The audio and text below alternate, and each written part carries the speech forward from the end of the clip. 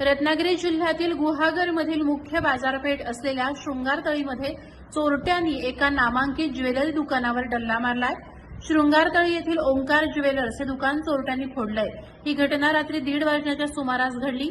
चोरट्यांनी अत्यंत धाडसाने दुकानात प्रवेश केला आणि सोन्याच्या दागिन्यांवर हात साफ केला।